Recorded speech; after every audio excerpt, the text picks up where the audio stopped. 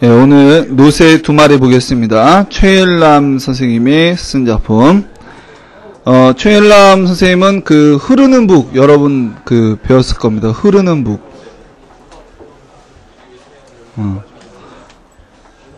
우리 보충 수업 시간에 배웠죠, 그죠? 흐르는 북. 이 흐르는 북을 쓴 사람이죠. 흐르는 북의 주인공이 누굽니까? 민노인이라는 사람이 나오죠. 민노인. 민노인. 이 사람은 북을 치는 한평생 그 북을 치는 사람으로 살아왔는데 근대화 과정 속에서 북을 칠 수 있는 환경이 없어지면서 자신이 할 수 있는 일이 없어졌죠. 그래서 부적응하는 인물로 등장합니다. 이 소설도 노새 두 마리 소설도 여기 나오는 아버지가 나오고 이 노새 가족이 나오는데 이 노새 가족이 부적응해요. 부적응.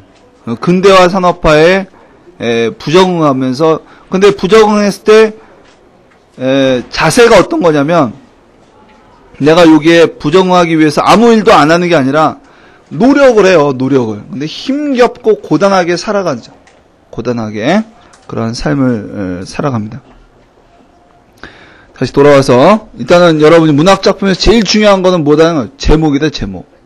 그러면 제목의 의미가 뭐냐?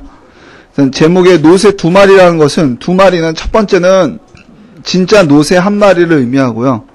연탄 배달을 하기 위해서 끌고 있는 그 노새 한 마리. 또 한 마리는 누구냐면 아버지를 상징합니다. 아버지. 응? 아버지를 상징해요. 그래서 옆에 두 개. 노새의 상징적 의미는 뭐냐? 이게 아주 시험이 잘 나오죠. 고향을 상실한 현대인과 가난한 소시민의 모습인데, 좀 더 부연 설명하자면, 적어보세요. 이 시대를 힘겹고 고단하게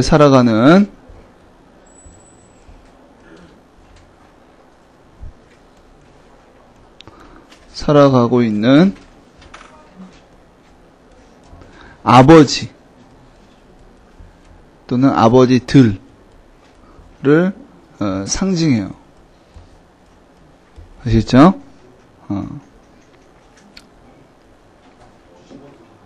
그래서 이 작품을 이제 간략하게 보자면 도시에 어울리지 않는 노새 가족을 통해서 도시의 삶에 적응하지 못하는 그런 도시 빈민의 불행을 그린 작품입니다. 그래서 이 노새라는 상징적인 소재를 통해서 근대화 과정 가운데 시골에서 상경한 가족이 도시에 적응하는 것이 얼마나 힘든고 어려운 것인가 그것을 보여주는 작품이 되겠습니다. 그러면 줄거리를 구체적으로 좀 들어가 보겠습니다. 이 화면에 보세요. 화면. 얘기하지 마시고. 노새를 생계수단으로 연탄 배달을 하는 가족은, 그러니까 이 가족이 있는데 시골에서 상경해서 뭐 하냐면 연탄 배달을 해요. 그래서 어디서 도시 변두리에서 어렵게 생활을 하게 되죠. 그러다가 이 동네에 그 옆에 신동네가 생깁니다. 개발이 돼서. 그러면서 이제 연탄 배달 주문이 늘어요. 근데 연탄 배달을 하는 이유 중에 하나는 이 노새 때문에 주문을 하죠. 노새가 너무 신기해서 흥미로 연탄 배달을 많이 하게 되는데, 그래서 좋아하는데 어느 정도 시간이 지나서 이제 관심도 떨어지고 주문도 점차 줄어듭니다. 그러다가 이제 사건이 나오죠. 생계 수단인 노새가 이제 도망을 쳐요. 무슨 얘기냐면 오르막길을 이제 올라가는데 마차가 뒤집혀요. 그 연탄을 배달하던 그것이 뒤집혀요. 그러면서 노새가 달아나게 됩니다.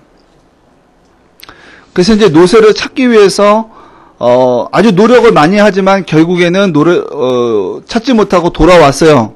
돌아왔는데 결국에 돌아오니까 뭐냐, 또 다른 불행이 기다리고 있죠. 이 경찰서로 오라는 말을 듣죠. 엄마를 통해서. 그래서 집을 나가는 이 경찰서에 이제 가는 아버지를 보면서 참 우리가 도시적 삶에 적응하며 살아가는 것이 참 힘겨운 일이구나라는 것을 이야기하는 것으로 끝냅니다. 아시겠죠?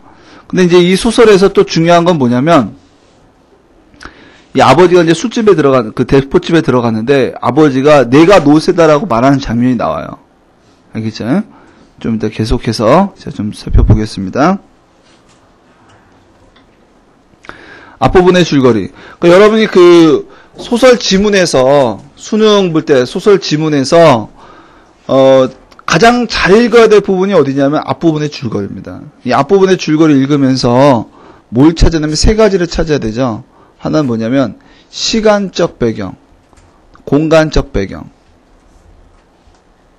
요걸 찾아야 되고, 두 번째로 뭘 찾아야 되냐면 인물, 어떤 인물이 등장하는지, 또 인물에 대한 어떤 설명,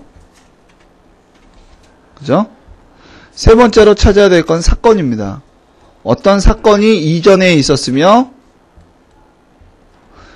또 이후의 사건은 무엇이냐. 응? 그래서 이게 제일 중요하죠. 이게 어떻게 보면 요 두 가지를 통해서 이게 나오는 거거든요. 두 가지 통해서. 앞부분의 줄거리 잠깐 봅니다.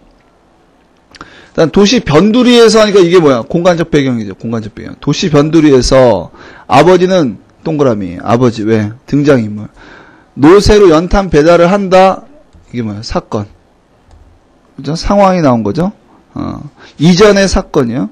연탄 배달을 한다. 어느 날 연탄을 가득 실은 가파른 골목을 오르던 마차가 아래쪽으로 흘러내리면서 노새가 달아나 버린다라는 거죠. 이게 사건 2절, 사건 2. 그죠? 이전 사건. 그러면서 나는 아버지와 나는 요거 잘 봐야 됩니다. 아버지와 나는 노새를 찾아 떠난다 이거죠. 그러면 앞으로는 무슨 이야기가 나오겠느냐 이거죠. 그러면은 이게 제일 중요해요. 노새를 찾아 떠난다. 이게 중요한 거죠. 왜? 이게 이제 본문에 나오는 내용이 될 것이다. 본문 내용. 그죠? 본문 내용이 될 것이다. 이거죠. 아버지와 나는 한도 끝도 없이 걸었다. 그러면 왜 한도 끝도 없이 걸었다? 무엇을 위해서? 노새를 찾기 위해서 걸었다 이거지. 아버지와 나가 나왔어요. 항상 뭐 지문 속에 나가 나오면 몇 인칭? 1인칭. 그럼 1인칭이고 시점 1인칭이고 주인공이 아버지입니다. 이게 아버지가 주인공이에요. 나는 누구냐면 관찰자예요. 관찰자. 1인칭 관찰자 시점. 알겠죠? 그 다음에 어느새 거리는 이거 거리 나왔으니까 이렇게 표시를 하란 말이죠. 공간적 배경이라면 어디에서 거리에서 언제 점심때쯤 시간적 배경 나왔어요. 그리고 눈발이 비치기 시작했다. 눈발 계절적 배경이죠, 그죠? 겨울. 그러면 나왔어요. 아버지와 나는 거리에서 겨울의 점심때 걷고 있다. 무엇을 위해서? 노새를 찾아다니면서. 됐죠? 그러니까 이게 첫 번째 나오는 문장을 되게 잘 볼 필요가 있어요. 그러니까 소설의 지문이 있으면 어떤 사람이 문제를 잘 못 푸냐면 똑같은 간격으로 시간 간격으로 읽는 사람. 중요한 거 모르기 때문에 똑같이 읽는 거야. 어떻게 읽어야 돼요? 앞부분하고 중간 부분하고 끝부분 중에 중요한 부분이 뭔지를 딱 생각하면서 그 부분을 더 깊게 읽어야 돼요. 뭐가 나올 때? 시간적, 공간적 배경, 인물, 그 다음에 사건이 나올 때. 그 다음에 또 하나 이제 중요한 건 뭐냐면 시간적, 공간적 배경이 바뀌고요. 배경에 변화가 있어. 시간적 배경도 바뀌고 공간도 바뀌었어요. 거기다가 또는 새로운 인물이 등장하잖아요. 이게 두 가지가 같이 나올 수도 있고 따로 나올 수도 있습니다. 이렇게 했을 때는 뭐냐면 새로운 사건이 터집니다. 새로운 사건이 시작이 돼요. 그러니까 어떻게 해야 돼요? 읽어 나가면서 끊어버리는 거지. 뭐 시간과 공간이 바뀌면서 새로운 사건이 터지면 그 부분을 딱 단락을 져버려야 돼요. 아시겠죠? 그 지금 여기서부터 지금 처음 시작하는 부분은 뭐하고는 노쇠를 찾는 상황이야. 노쇠를 찾는 상황 속에서